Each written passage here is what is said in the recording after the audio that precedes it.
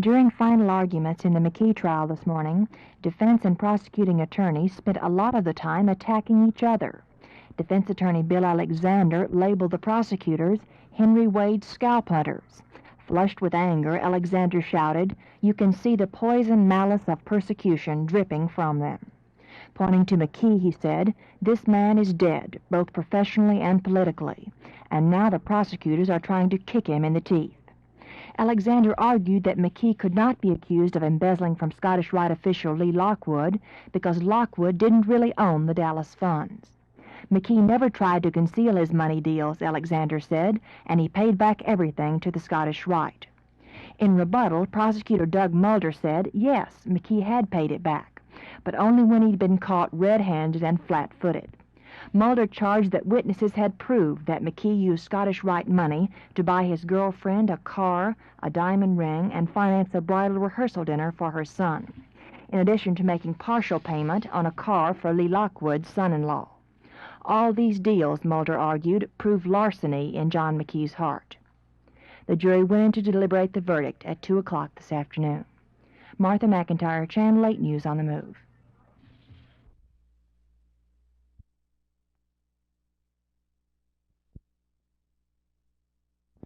Well, I plan to, number one, call for a congressional investigation of the circumstances surrounding this, why it was brought to Texas. There are also charges made that this was brought at the request of the British government. These charges have been answered by the U.S. Attorney here to the effect that they were not true. However... Do you believe they're true? I don't know, but I would like someone to find out. Do you hold any hope at all for getting them out of jail? The fact is, I do not see where people who have not been charged with a crime have not been given bail or bail set. Some of the worst situations of criminals in this country have had bail set. And here, under whether it be suspicion or what have you, these people are incarcerated. I traveled some 3,000 miles to visit the Longkirch detention camp of the British because there are people that there have been put into a camp, a detention camp, on suspicion and without charges. I didn't think I would have to travel some almost 1,500 miles in my own country to experience the same circumstances.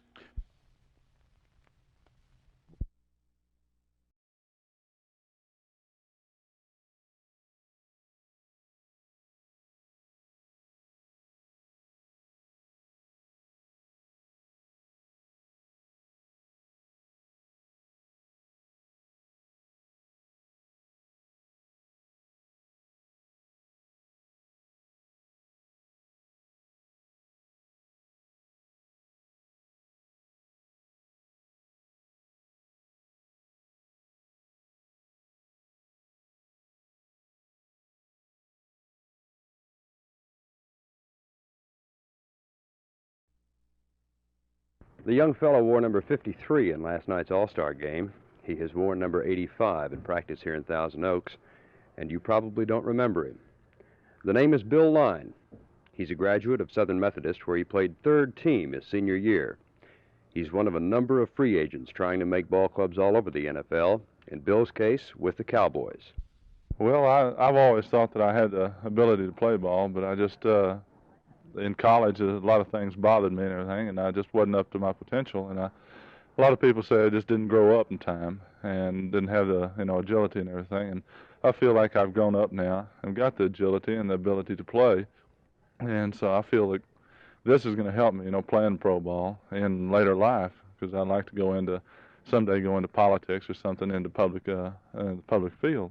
So that's why I like to play pro ball.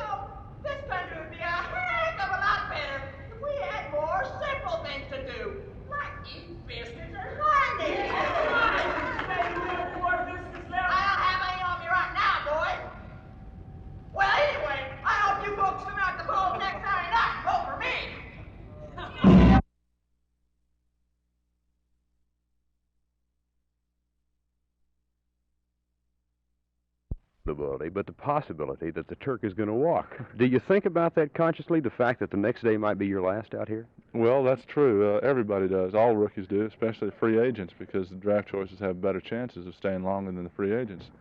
But you think about it, and all you can think of is that, you know, if you can learn as much as you can that day, and the next day, you know, the longer you stay, the better chances you have of being picked up by another team. The Turk probably will call for Bill Lyons sometime before the culmination of this training camp.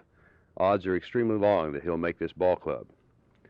But it's kind of nice and refreshing to see a young man like Bill, who loves the game so much he's unwilling to quit at this early stage in his life. This is Vern Lundquist with the Cowboys for Channel 8 Sports in Thousand Oaks, California.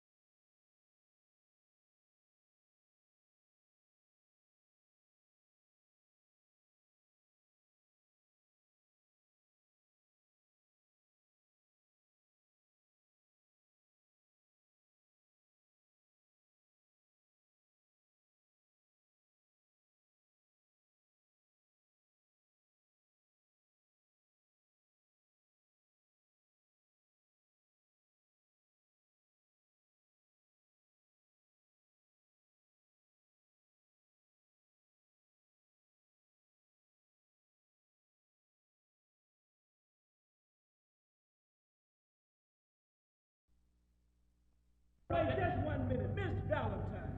Mr. Sampson, I can't stand this man anymore. He's calling my music class noise. Now, Mr. Sampson, I want you to know that I cannot teach my A students anything anymore because of that classroom. Oh, now, the disruption in that classroom is just ridiculous. Go back